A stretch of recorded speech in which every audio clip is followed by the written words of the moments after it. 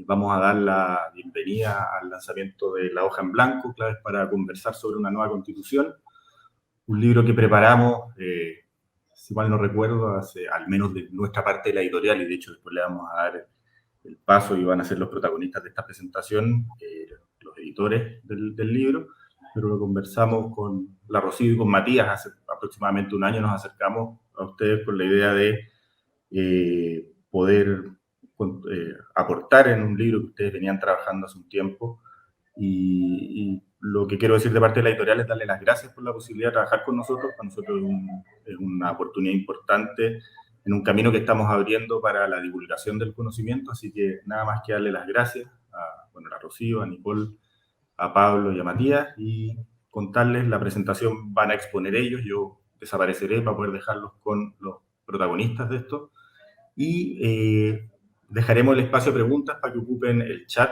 de YouTube para que puedan hacer sus preguntas. Nosotros las vamos a estar anotando y después de que ellos expongan, vamos a seleccionar algunas preguntas que ahí veremos cuál de nuestros presentadores las responden.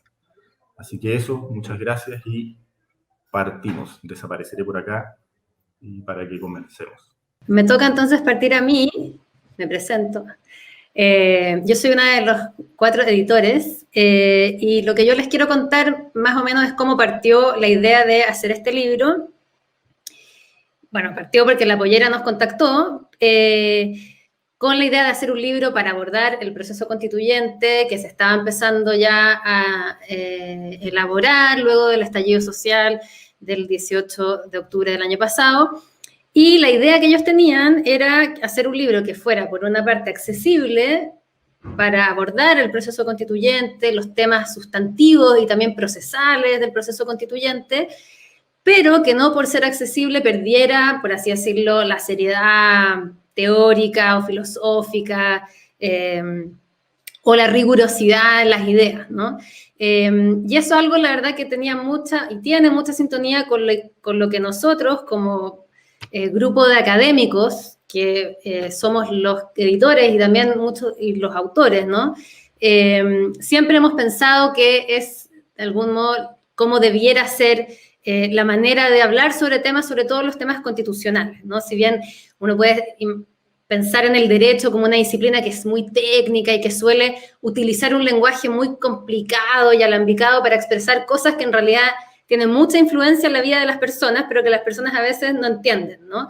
Y nosotros pensamos que el derecho constitucional no debe ser así. De todas las áreas del derecho no necesita ser tan complicado, porque de hecho las ideas que configuran o componen el derecho constitucional son ideas bastante sencillas al final, que tienen que ver con la forma en que nos decidimos organizar para vivir juntos, y es algo que todos deben poder comprender, ¿no? Para poder participar. Entonces había una sintonía con eso, con lo que nosotros pensamos cómo debe ser la reflexión sobre el derecho y en particular sobre el derecho constitucional, y también había una sintonía con el esfuerzo que muchos de los autores del libro, yo diría todos, estaban haciendo ya yo diría, desde que empezó, digamos, desde el 18 de octubre del 2019, todos empezaron muy activamente a participar en cabildos, reuniones, en todo tipo de interacción con la ciudadanía y con la gente para contribuir en lo que fuera necesario con facilitar el acceso y la participación de las personas en este proceso, ¿no? Entonces, esas dos cuestiones, de algún modo, este libro era una oportunidad para plasmar estas cuestiones que son un interés en hablar sobre estos temas de manera accesible y también en contribuir a acompañar este proceso, así que nos pareció muy interesante la invitación y muy rápidamente todos los autores nos respondieron muy entusiasmados con participar y la verdad es que fue muy lindo el proceso de conformación, fue bastante rápido, teníamos los plazos muy acotados y todos, a pesar de las dificultades, respondieron a tiempo. Así que bueno, eso sobre cómo surge la idea del libro.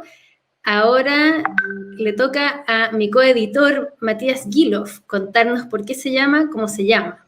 Hola, buenas tardes.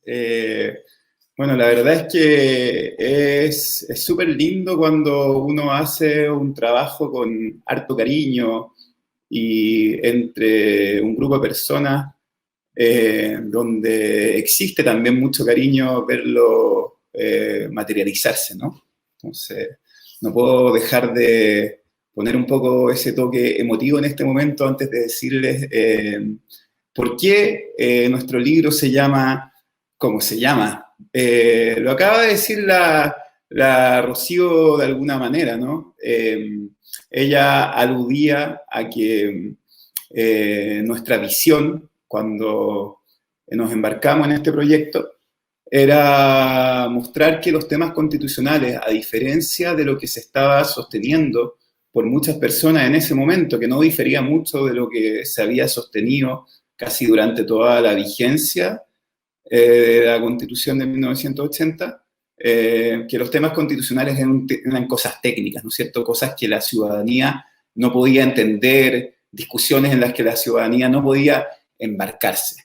Entonces, teniendo en cuenta eso y considerando también que uno de los ejes centrales del Acuerdo por la Paz y la nueva Constitución y la reforma constitucional en que se materializó era la idea de que la nueva Constitución se discutía bajo una hoja en blanco, habían dos cosas que resultaban cruciales, ¿no? Explicar, por una parte, por cierto, qué implica una hoja en blanco, que hasta el día de hoy, de alguna manera, hay posturas que tratan de decir que la hoja en blanco es tal cosa, por tanto, se requiere una explicación, una descripción adecuada de eso, pero por otra parte, y aquí se conecta muy potentemente con lo que dijo antes la Rocío, la pregunta central es, ¿cómo llenamos esa hoja en blanco?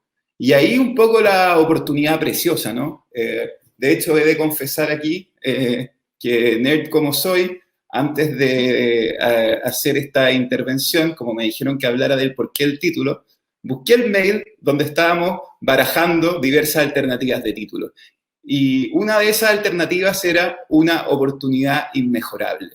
Y a pesar de que le pusimos la hoja en blanco, creo que el título Una oportunidad inmejorable también hubiese sido pertinente, quizás menos taquillero, pero va muy bien con la idea del libro La hoja en blanco. En realidad, la que tenemos enfrente en este momento es una oportunidad única e inmejorable como comunidad política de forjarnos nuestro propio destino y de intervenir en la discusión de las reglas que nos van a regir como comunidad. Entonces, el propósito de la hoja en blanco, y por eso su título, es entregar orientaciones básicas para que todas y todos como ciudadanos podamos intervenir en la conversación constitucional, dar nuestras opiniones, manifestarnos cuando vemos planteamientos que no nos parecen adecuados y participar de lo que todos deberíamos participar, en la manera en cómo se van perfilando las instituciones y cómo se vive la vida en nuestra comunidad política.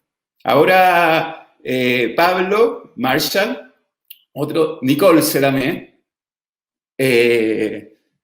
otra de las coeditoras, va a contarnos lo que quizás muchos están esperando, los highlights del libro. Gracias, Matías, y hola a todos. Sí, miren, la verdad yo vengo un poquito a contarles de qué se trata el libro, qué temas estamos tratando y por qué se concreta lo que dice Rocío y lo que dice Matías. O sea, que la discusión sobre el proceso constituyente y sobre la Constitución es algo en que todos podemos opinar y participar y que afecta directamente a nuestras vidas. Entonces, la idea del libro, como decía la Rocío, era mostrar, o sea, por una parte, acompañar a los y las ciudadanas en este proceso constituyente y, por otra parte, mostrar que esto no es una discusión técnica, sino que es una discusión que nosotros vivimos día a día, o sea, que las cosas que van a cambiar la Constitución nos afectan. Entonces, yo les voy a contar más o menos cuáles son los temas que nosotros tratamos en el libro. Se los muestro también porque la verdad es que es un libro que quedó precioso, la edición está hermosa. Ahí está. Y tratamos un montón de temas que van a servir para este proceso. Lo primero que hacemos para zanjar este problema que la mayoría de la gente dice como ¿por qué quieren cambiar la Constitución si ni siquiera sabes lo que es la Constitución o ni siquiera has leído la Constitución? Que supongo que lo habrás leído en redes sociales. Explicar qué es una Constitución, qué es un orden constitucional, por qué no necesitamos habernos leído la Constitución para vernos afectados por el orden constitucional, y explicamos qué son los principios constitucionales, cómo funcionan los órganos del Estado, cómo operan los derechos fundamentales. Después hacemos una explicación sobre cómo cambian las constituciones. Y esto es súper importante porque también a veces se nos ha hecho creer que las constituciones son algo inmutable, que no cambia y que estamos haciendo una locura al tratar de cambiarlas. Entonces hablamos de cómo las constituciones pueden cambiarse, cómo pueden reformarse y por qué en el caso chileno la mejor alternativa no es la reforma, sino una nueva constitución. Para eso también hacemos un paso histórico sobre la historia de las constituciones y nos detenemos en la Constitución del 80 y las trampas que han hecho que esta Constitución haga mantener casi de manera inmutable el orden neoliberal que impuso la dictadura.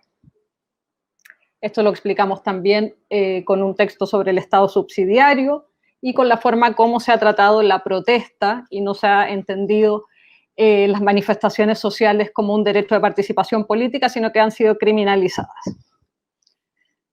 Por último, o no por último, pero casi por último, explicamos cómo vamos a hacer esta nueva constitución. Y hablamos del proceso, o sea, cuáles son las etapas que vamos a nosotros vivir en este proceso constituyente. Si es que gana el apruebo, vamos a tener 3 etapas, vamos a tener el plebiscito de entrada, después vamos a votar a los constituyentes y después vamos a tener el plebiscito de salida.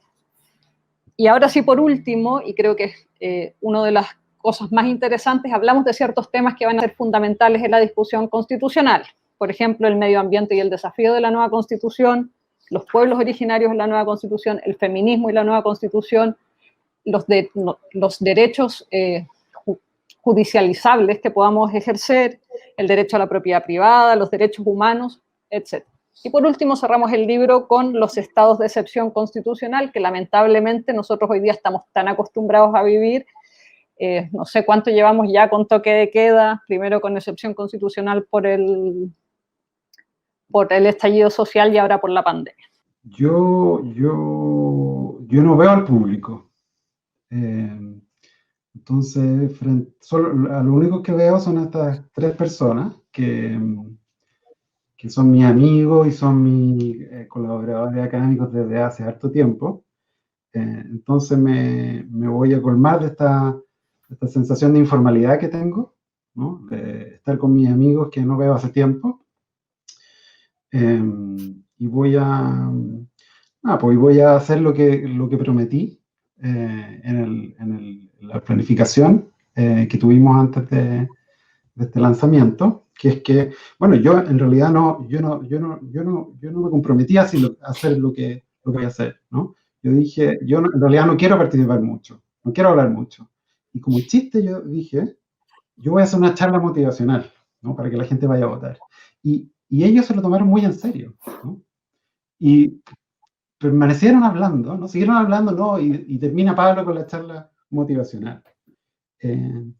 Nada, pues entonces empecé a pensar qué cosas yo podría decir como charla motivacional y a qué podría motivar a la gente, además, ¿no? Bueno, supongo que el lanzamiento es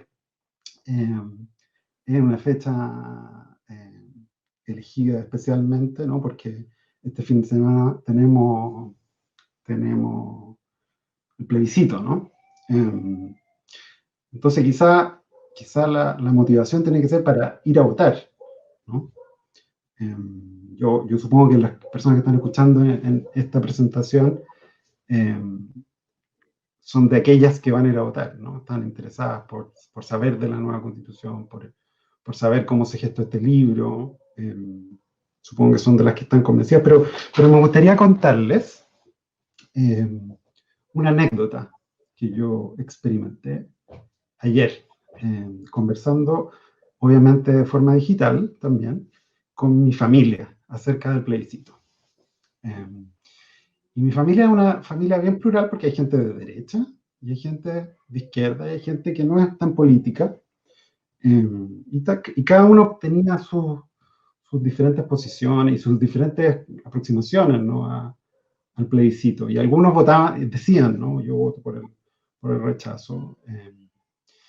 Y en particular me trabé en una discusión con mi papá y con mi hermana chica, hermana de otra generación ya. Yo voy en la 4 décadas y ella es de 2 décadas. Y ahí, en esa conversación, a mí me quedó claro que la gente va a votar y va a votar votando por el apruebo, o va a votar por lo menos, ¿no? Con muy diferentes razones, ¿no? Varias generaciones, y en particular estas 3 generaciones con las que yo conversé en esta conversación familiar, pensaban ir a votar por diferentes razones. Mi papá era un caso bien, yo creo que choro contarlo, ¿no?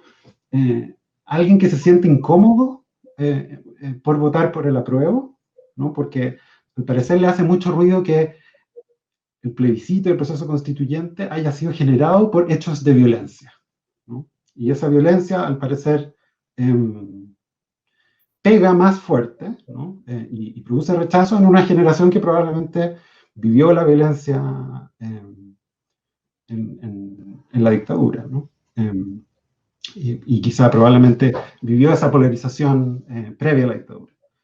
Entonces, pero al mismo tiempo mi papá no estaba de acuerdo en que no podía ir y votar rechazo porque era contrario a sus principios, ¿no? Y estaba de acuerdo en que tenía que votar, hay que rechazar la constitución del dictador, ¿no? Entonces él estaba un poco en una situación difícil, y yo le dije, bueno, por lo menos anda a votar. Tú sabes que esto es algo importante, y él estaba de acuerdo, ¿no? En que este era un acto importante, que había que ir, pero él no estaba muy seguro acerca de si votar rechazo o apruebo, ¿no? Ambas opciones le incomodaban, ¿no? Y yo creo que logré convencerlo de que fuera a votar, con eso apoyara la legitimidad del plebiscito y del proceso que va a seguir del plebiscito, pero que no se sintiera incómodo, ¿no? Porque votar también tiene algo de emocional, ¿no? Uno no vota por cosas que le resultan repugnantes. Y yo supongo que respeto eso. Yo voy a ir a votar porque a mí se me va la vida en esto, ¿no? Yo he estado, Rocío decía, desde el 18 de octubre hemos estado pensando en esto, ¿no? Y haciendo charlas, ¿no? Yo diría que varios aquí, y varios de los que están en el libro han estado, yo diría, unos 10 años pensando esto, trabajando en esto, impulsando este proceso, ¿no? Yo sé que es medio impopular quizás atribuirse algo que hoy en día está muy vinculado, ¿no?, a las movilizaciones masivas, ¿no? Entonces, las movilizaciones fueron las que permitieron, ¿no?, el habilitador del proceso constituyente. Yo en eso no tengo ningún problema, ¿no? Pero la articulación de ese descontento en un discurso de cambio constitucional, yo creo que se debe en alguna medida, ¿no?, a que un grupo importante de académicos y abogados, ¿no?, han estado machacando el tema constitucional en los últimos 10 años, ¿no? Entonces no es atribuirme ninguna importancia decisiva, pero sí reconocer que hay como colectivo, ¿no?, hay algún grado de incidencia que hemos tenido en la articulación de este proceso constituyente, ¿no? Entonces yo voy a votar porque se me va la vida en eso, porque ha sido un proyecto académico, político, ¿no? Algunas veces uno no ha podido mucho distinguir esos dos planos, y porque estoy seguro que es necesario, ¿no?, cambiar, no necesariamente votar la constitución de Pinochet, ¿no?, como un acto simbólico, como derribar una estatua, ¿no?, sino porque va a poder permitir la modificación de un orden que política y económicamente ha sido desastroso para nuestro país. Y en la conversación estaba también mi hermana, que tiene 20 años, y que yo, digamos, antes de esta conversación no sabía si ella quería votar, o no tenía tanto conocimiento de si ella era una persona tan política o con posiciones muy, muy claras. Y ella, claro que está convencidísima de ir a votar y de votar por el apruebo, ¿no? Por razones probablemente diferentes, ¿no? Yo creo que las nuevas generaciones respecto de mí, ¿no?, ven en el cambio constitucional algo quizá aún más importante que nosotros, ¿no? Ven una esperanza de transformación de la sociedad, de una sociedad que los oprime, en particular a las niñas, a las mujeres, y la esperanza de proteger algo que yo diría que es central, que nosotros tratamos en el libro, pero quizás deberíamos escribir otro libro sobre eso, que es proteger el medio ambiente, ¿no? Porque ellos van a ser los que van a sufrir las consecuencias de las cagadas que nos estamos mandando, bueno, que se han mandado nuestros antecesores y nosotros. Esas fueron como la experiencia de la conversación familiar. Antes de terminar, yo quiero hacer un paréntesis y decir que La Pollera es una gran editorial, ¿no? Hicieron un trabajo buenísimo en la edición. Nosotros como abogados estamos acostumbrados a trabajar con editoriales más académicas o como profesores de derecho, ¿no? Que no son tan buenas como esta, ¿no? Y dan ganas de quedarse en este rubro editorial, ¿no? De no volver a la editorial universitaria, porque el trabajo realmente es bueno. Ellos se preocupan por el contenido, ¿no? No nos dejan totalmente el contenido a nosotros, sino que les interesa que las cosas se puedan entender. Entonces esa virtud que Rocío mencionó que nosotros tratamos de meter en el libro, es que tiene que ver con no transformar cosas difíciles en difíciles, en el fondo cosas fáciles en difíciles, ¿no? Porque el tema constitucional es un tema ciudadano, entonces no transformarlo en un tema técnico, como la derecha nos quiere hacer creer que es. Pero en esa tarea yo creo que los editores ayudaron harto, así que yo creo que hay que felicitarlos y darle un tremendo crédito. Y antes de terminar, quiero transmitir una idea acerca de no solo ir a votar, ¿no? Sino que embarcarse en el proceso constituyente, ¿no? Otra como arenga, ¿no? Otra invitación a charla motivacional, otro enfoque de la charla motivacional. Y la idea es bien simple, ¿no? Yo creo que estamos viviendo una sociedad muy fragmentada, ¿no? Probablemente producto de varias fuerzas que han operado, ¿no? Yo creo que hay algo del proceso de modernización que estamos llevando a cabo globalmente, ¿no? Yo creo que las redes sociales están dañando profundamente la existencia humana, y hay algo de eso que tiene que ver. Hay algo que es parte de nuestro sistema político, económico, ¿no? Creo que esta idea de que cada uno tenga que velar por sus propios intereses y salvarse solo, y que la solidaridad haya sido totalmente marginada de nuestra imaginación social, es algo que también contribuye a esa fragmentación, ¿no? Y yo creo que el momento constitucional, ¿no? La Constitución solo, yo creo, este texto, ¿no? O esta decisión acerca de cómo nos organizamos, ¿no? Sino que también es algo que un momento, un proceso, o puede ser un proceso, quizá no tiene que ser, ¿no? Para contribuir a limitar esa fragmentación, ¿no? La teoría política tiende a pensar, o alguna teoría política tiende a pensar en esta idea de la comunidad, ¿no? De algo que nos une, del cual formamos parte todos, ¿no? Y eso está reflejado en la cultura popular, la idea de la chilenidad o del patriotismo, ¿no? Pero yo diría que esta fragmentación social tiende a erosionar cualquier clase de vínculo comunitario. Yo creo que la idea de constitución y de proceso constituyente puede tener ese otro efecto, ¿no? No solo transformar el orden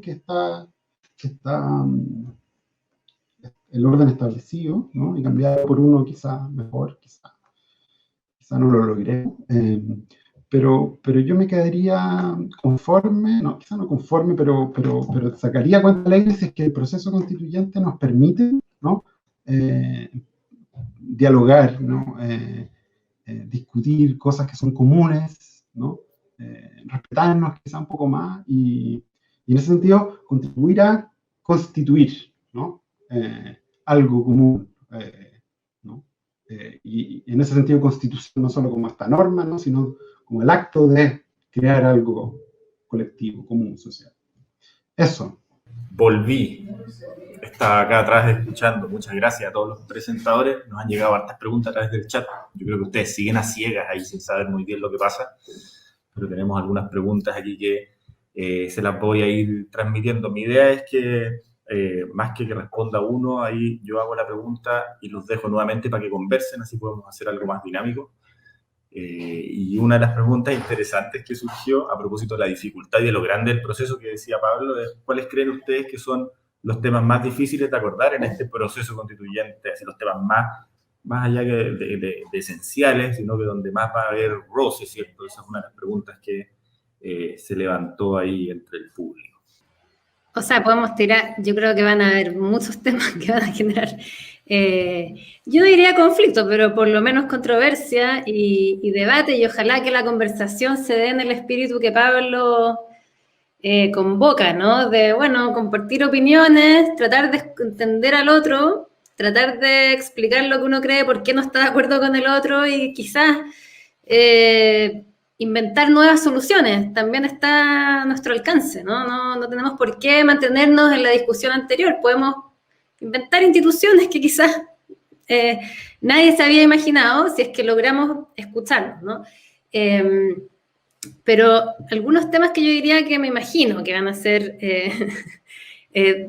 particularmente difíciles de tratar, bueno, más allá de la cuestión como de la política económica en general, de la estructura de la economía, ¿no?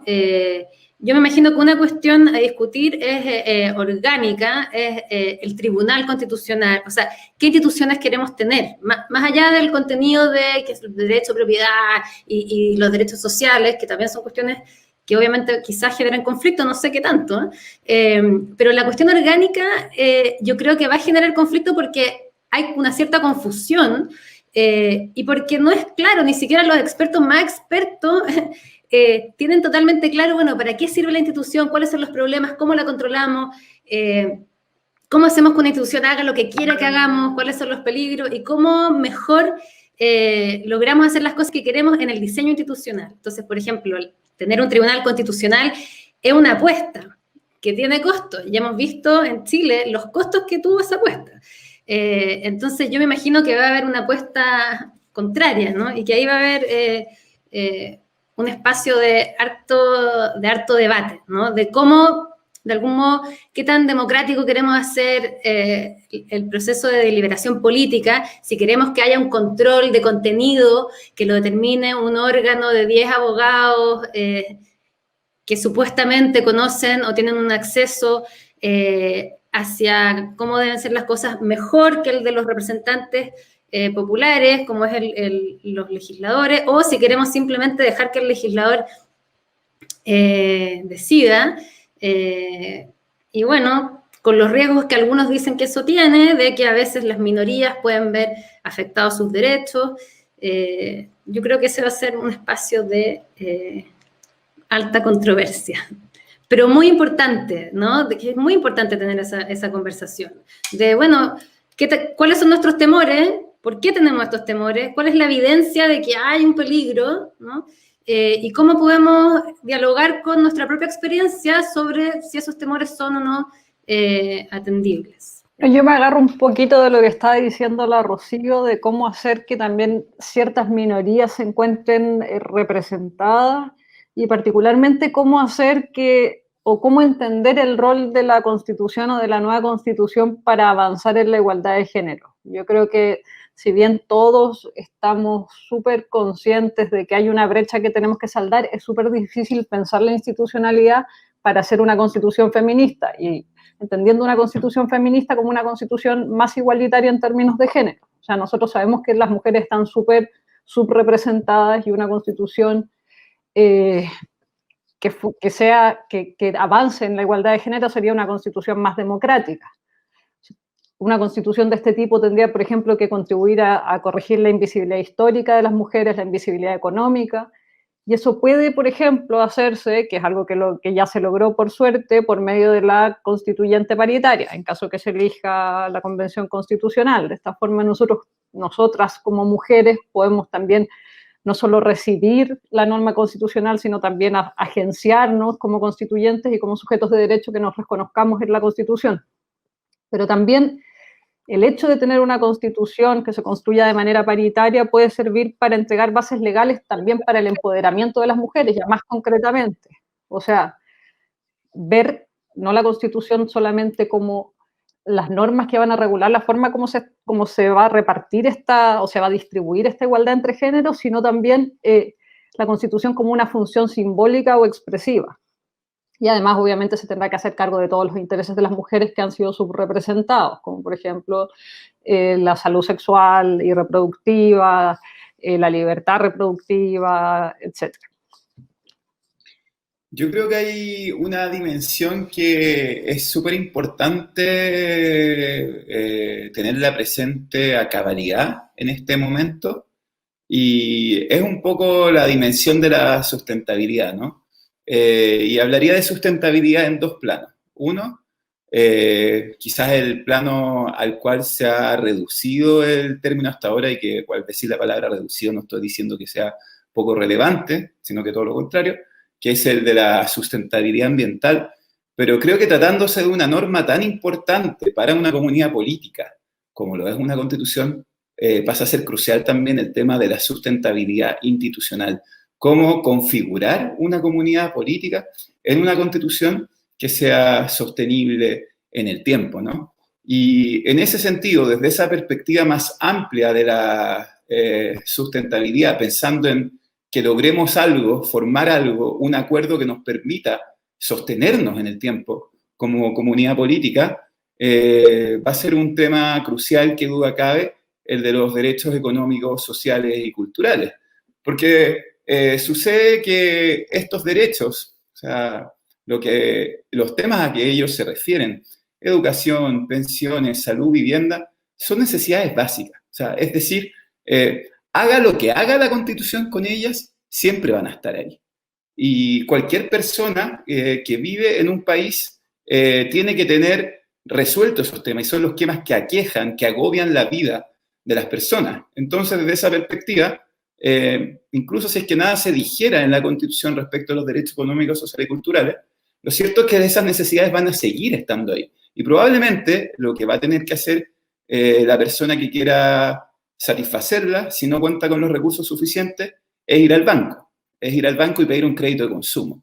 Entonces, ahí un poco se juega la sustentabilidad, ¿no? El 18 de octubre, si hay algo que nos mostró, es que esta alza de 30 pesos se tornó tan significativa porque esos 30 pesos se sumaban a todos estos recursos que había que ir a pedirle a la banca para lograr sostener las necesidades básicas. Entonces creo yo que si es que algo podemos aprender del pasado es cómo poder conformar un marco político institucional que permita hacerse cargo de estas cuestiones que nos agobian en nuestra vida a día, que duda cabe. Y solo por rematar con el puntito del sentido más clásico de la sostenibilidad,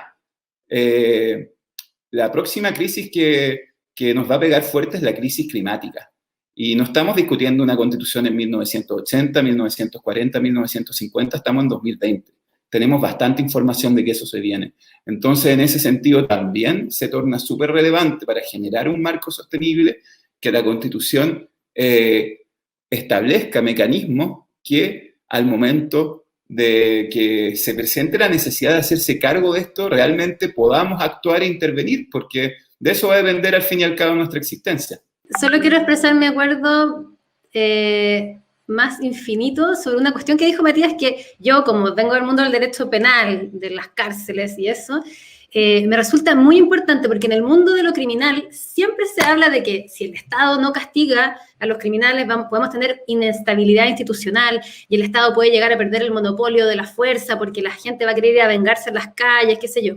Y entonces aparece como algo tan importante la estabilidad institucional, y lo es, ¿no? Lo es. Cuando uno ve sociedades con inestabilidad institucional, bueno, eso afecta a todas las dimensiones de la vida y es problemático. pero la experiencia histórica reciente, no solo de lo que pasaba en Chile en el último año, también en muchos otros lugares, ¿no? Muestra que es mucho más importante para esa estabilidad institucional cuestiones que nunca habíamos relacionado tanto con la estabilidad institucional, las relacionábamos con la justicia, ¿no? Derechos económicos y sociales porque la justicia, porque eso es más justo, ¿no? Yo tengo esta otra idea de justicia, pero es que también son importantes para poder vivir en comunidad, ¿no? Y proyectar esa vida en el tiempo, porque yo creo que eso es súper importante, la idea de sustentabilidad, de qué tipo de sociedad puede mantenerse cohesionada y puede seguir avanzando, ¿no? Y eso requiere avanzar en todas las dimensiones, no solamente en dimensiones de seguridad básicas, ¿no? Y de reglas del juego mínimas, sino que hay que avanzar en términos profundos en la calidad de vida de quienes viven en esa sociedad y quienes se quieren integrar. Para seguir en el tema, hay otra pregunta que, si entiendo bien, se vincula con esto de la importancia de la institucionalidad política. En ese sentido, preguntarles qué instituciones les gustaría, que es una pregunta que viene del público, en realidad, qué instituciones les gustaría a ustedes incorporar en esta nueva Constitución. Siguiendo la polémica del día de hoy, podría ser un CERNAC un poquito más poderoso. No sé qué más ustedes. Educación pública y gratuita para todos. Yo creo que esa es una institución, ¿no? Salud universal de calidad. Son cosas que no tenemos. Yo voy a llevar la contra. Yo voy a decir que no necesitamos ninguna institución constitucional más. Necesitamos deshacernos de muchas instituciones que están en la Constitución y que no deberían estar ahí, ¿no? Partiendo por las Fuerzas Armadas, como con un capítulo propio y con su Consejo Nacional de Seguridad, que ocupan unos capítulos ahí que podrían hacer nuestra Constitución más corta, ¿no? Y hay un montón de cosas que yo diría, o instituciones, ¿no? Que yo diría que no deberían estar en la Constitución. No es que esté abogando por una Constitución mínima, pero hay miles de reglas. La forma de nombramiento de los fiscales y de los defensores o de los jueces, ¿no? Puede estar perfectamente en la ley, ¿no? Y eso puede llevar a que, dado que estamos en una presentación de una organizada por una editorial literaria, ¿no? Que ahora está transitando a la política, pero fundamentalmente literaria, podría ser que nuestra Constitución sea mejorada desde el punto de vista estético, ¿no? Sin tanta regla que no es necesario que esté en la Constitución, y que lo haga un texto, ¿no? Con un sentido político, ¿no? Con una dimensión política que todos los chilenos podamos leer y todos podamos estudiar, ¿no? En el colegio, en la universidad, y sobre el cual podamos discutir, ¿no? Si hay algo que a mí me gusta y que yo creo que es admirable de la cultura constitucional de los Estados Unidos, y es de las pocas cosas de los Estados Unidos que yo admiro, ¿no? Es que la gente quiere su constitución y la conoce, ¿no? Y sabe la primera enmienda y la segunda enmienda y la tercera enmienda, y hablan de la primera y la segunda enmienda, y uno como extranjero, chuta, pero ¿cuál es como si te dijeran de la Constitución el artículo 6, el artículo 7, el artículo 19, número 3, no, es que esto afecta a mi artículo 19, número 3. Eso no existe en Chile, y en Estados Unidos existe, porque la gente conoce su Constitución. Entonces, yo creo que una poda quizá permitiría avanzar hacia la transformación de la Constitución en una Constitución más ciudadana, más cercana a la gente. Yo creo que eso podría Oye, ser. Pablo, pero en tu Constitución podada, ¿qué institución tú creís que sí debería estar ahí y que debería estar de forma muy distinta a como está hoy día, si es que está hoy día en la Constitución vigente? Sí. Bueno, yo creo que un tribunal constitucional o un órgano que haga dialogar la política con el derecho, ¿no? Como normalmente corresponde al Tribunal Constitucional o a las Cortes Supremas que tienen control constitucional, yo creo que es importante tenerlo. Yo lo cambiaría radicalmente de cómo está, ¿no? Yo, para empezar, ya no se pueden decir estas cosas si es que no es en broma, ¿no? Yo quemaría el edificio, ¿no? Con un acto simbólico. Pero, en el fondo, transformaría la institución y quizá le daría otro nombre, ¿no? Pero yo creo que es súper interesante tener una instancia y así es como yo veo el Tribunal Constitucional, o un Tribunal Constitucional reformado o óptimo, ¿no? Una institución que haga reflexiva la política acerca de sus compromisos normativos. Y con esto quiero decir, ¿no? que si el Congreso está pasando una ley que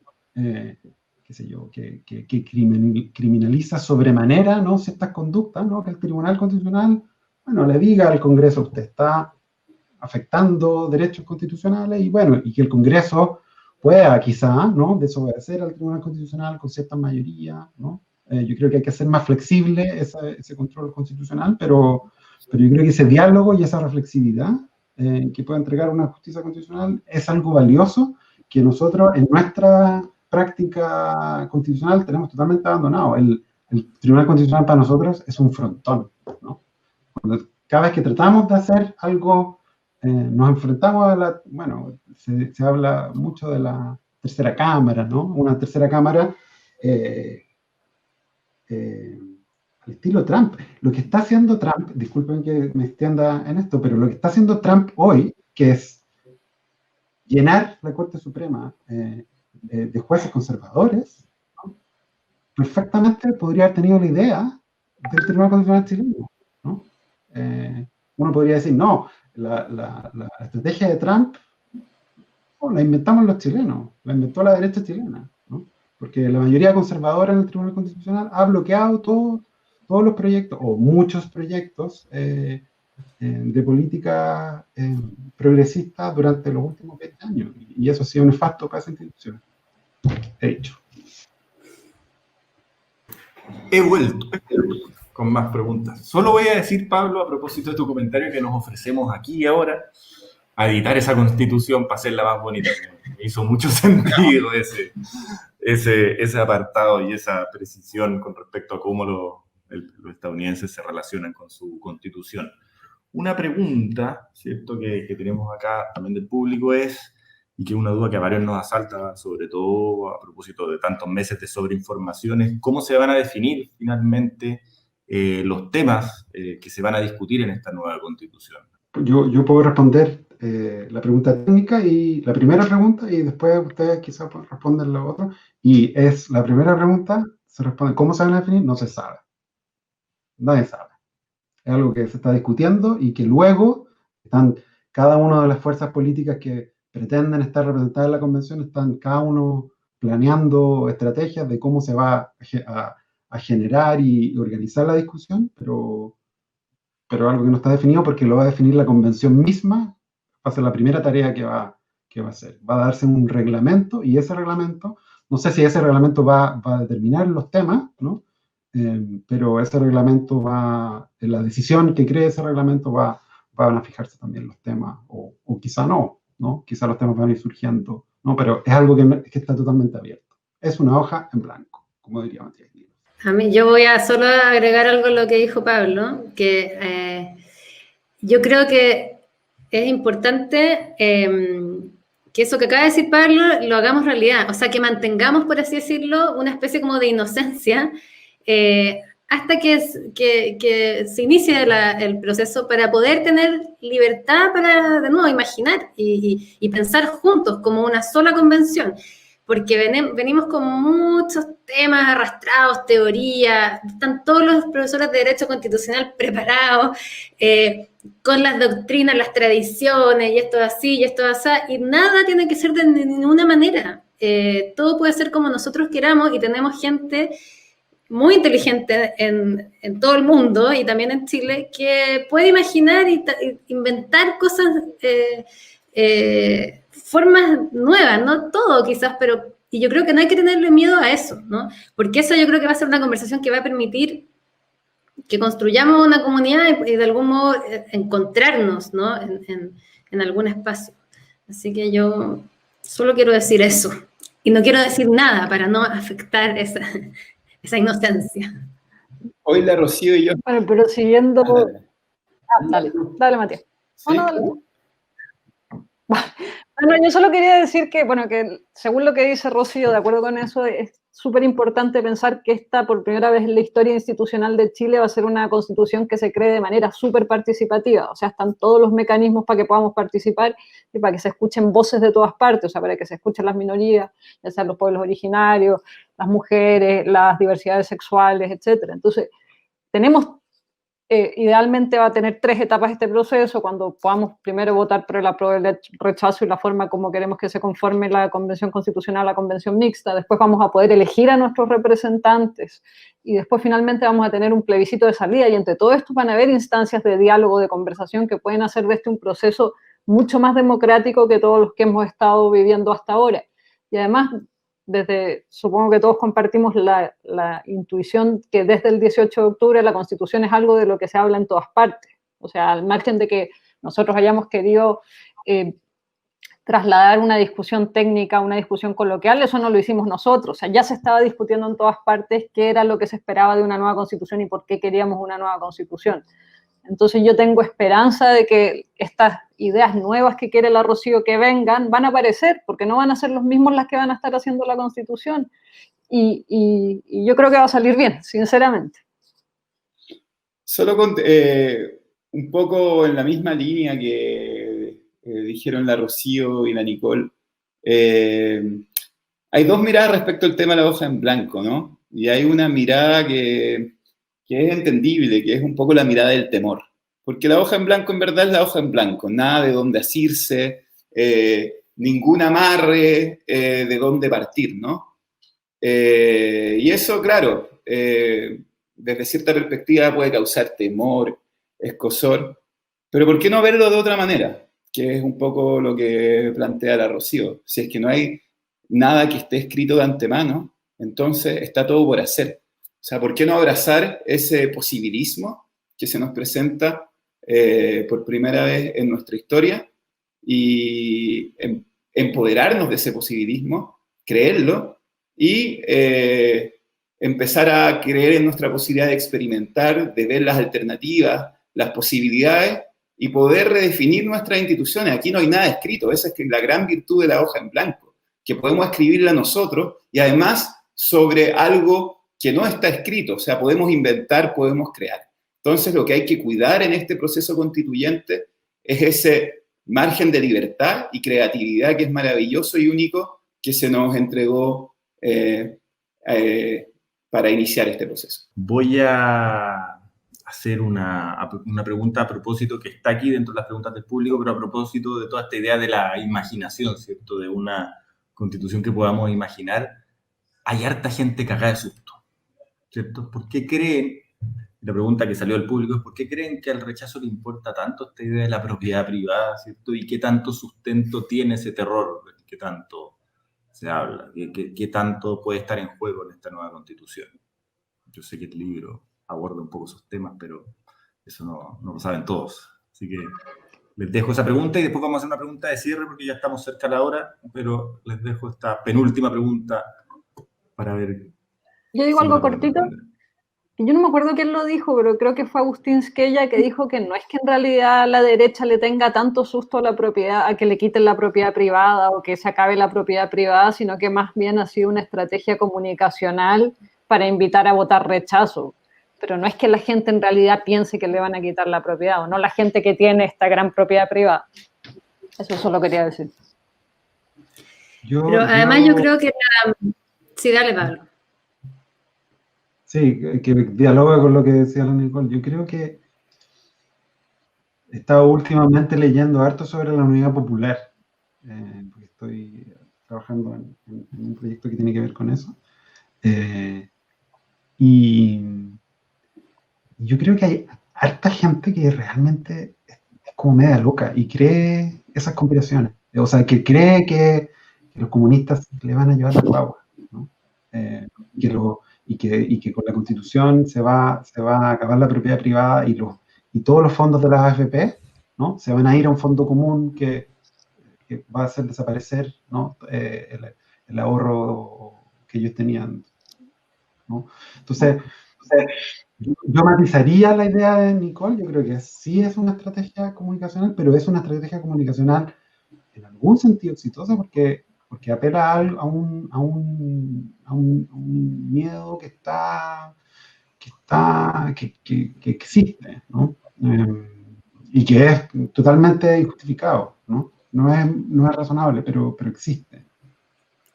Y yo creo que no es el único miedo. O sea, yo no sé, ni siquiera sé si es tan injustificado en el siguiente sentido. Yo creo que la forma en que ha evolucionado la conversación en el último año ha sido bastante, por así decirlo, como radical, no en todos, ¿no? Pero se han ido como radicalizando de algún modo las posiciones y ambos, yo creo, se imaginan, ambos estereotipan al otro, ¿no? Entonces, no hay diálogo, uno se imagina al otro, y cuando uno imagina al otro desde el miedo, obviamente se imagina como lo peor que uno podría imaginarse, ¿no?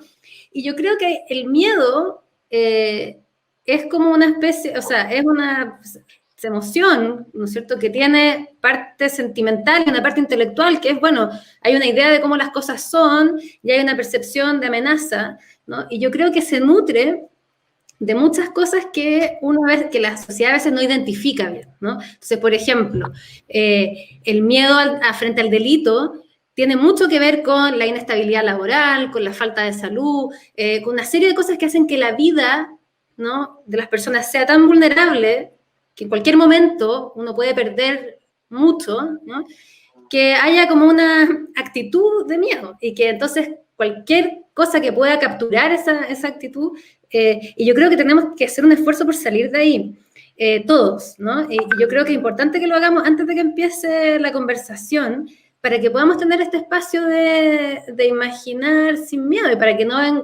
que no sea como una lucha, ¿no?, por el voto, con algo prehecho, lleno de estereotipos, sino que sea un espacio en que escuchemos realmente cuáles son las preocupaciones, y si esa es una preocupación, bueno, hay que escuchar esa preocupación, y si hay gente que tiene miedo de que eso va a pasar, hay que escucharla y atenderla y dar razones de por qué eso no va a pasar, porque este miedo es un miedo, digamos, legítimo, ¿no?, de si alguien realmente lo siente, y si no tiene fundamento, entonces se puede acabar, y eso sería muy bueno.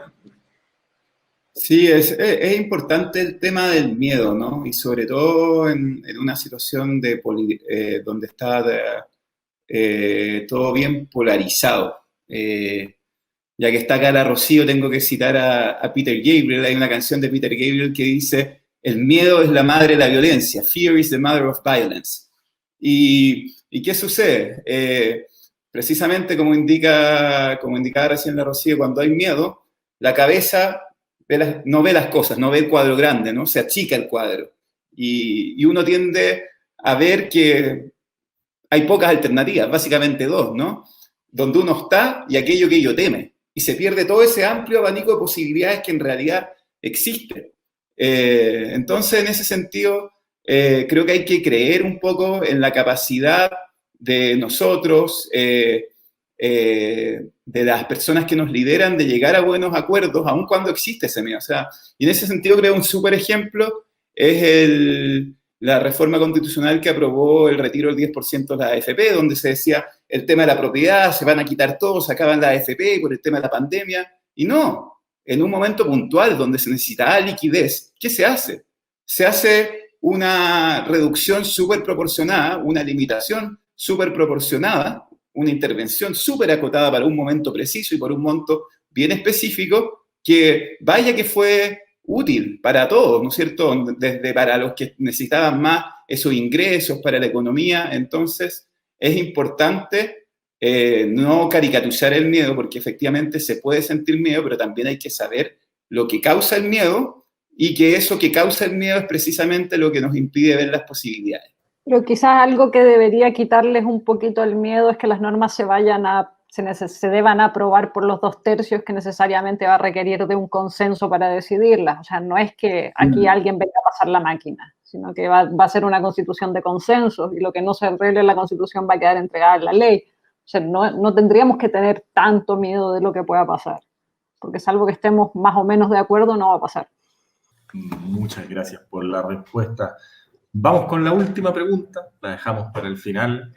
Sé que hay más preguntas también que quedaron en el público, aunque no lo crean, las hemos anotado y vamos a ir viendo si durante el próximo mes podemos ir generando, qué sé yo, algún contenido para que podamos compartir con ustedes con respecto a estas dudas que tienen.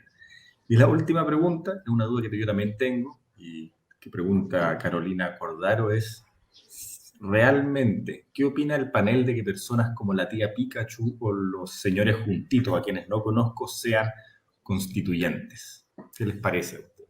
No, pero igual Pues- la pregunta es más que cualquier persona pueda ser constituyente. Es como Ah, la idea de que alguien de la Yo calle, que no, eso, que ¿no? no esté formado especialmente, pueda ser constituyente, que es el susto Ah. también de algunas personas. No es la tía Pikachu en específico, por sus creencias políticas o culturales. Pero a ver, es que hay un punto ahí que no es menor, o sea, y que es pertinente abordar, que es lo siguiente. O sea, porque hay una cierta ideología o un cierto supuesto detrás de esta afirmación que no cualquier persona debiera estar definiendo estos temas, ¿no? Sea la tía Pikachu, sea Freddie Mercury, quien sea. Entonces, ¿de dónde viene eso? Es un poco lo que tratamos de el fantasma que teníamos cuando pensamos el libro, ¿no? Que las cuestiones constitucionales son cosas técnicas, que no cualquiera las puede abordar. Y eso no es así. Y por otro lado, lo segundo que hay que decir acá es que otra posibilidad sería decir, oiga, pero ¿por qué no le dejamos hacer esto a los que lo hacen siempre, a los que están en el Congreso, a los políticos? Pero bueno, hay que entender que precisamente todo lo que ha pasado en este país a partir del 18 de octubre es una reacción por lo mal que se estaban haciendo las cosas por esas personas. Entonces hay que tener cuidado con esos supuestos que están detrás del planteamiento que no cualquier persona puede hacer esto. O sea, es entendible y todos queremos que ahí estén personas capaces de forma tal que tengamos el mejor texto posible, pero no hay que caer, creo que no es una buena idea caer en el planteamiento de que esto solo lo pueden hacer ciertos elegidos o personas que tengan experiencia en la política. Miraría con cuidado también ese tipo de afirmación.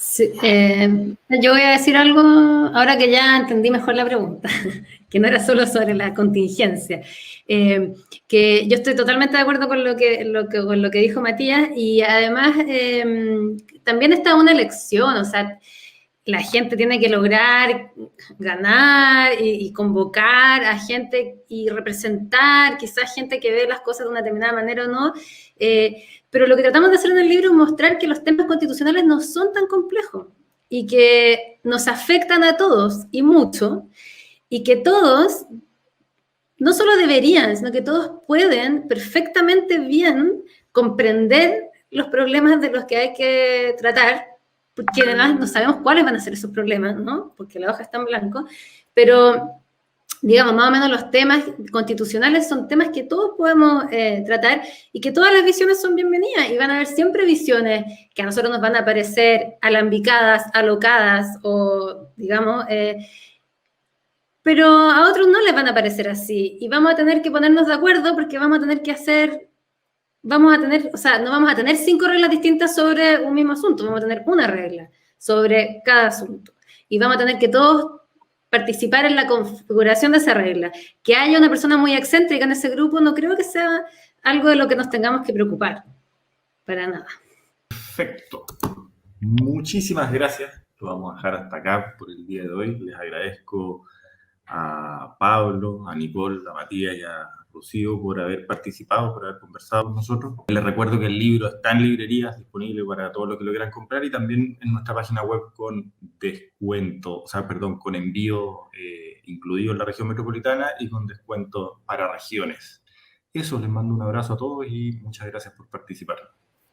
Gracias a ustedes. Chao. Muchas gracias por un libro tan lindo. Que estén bien. Vale, Chao a todos. Chao, chao.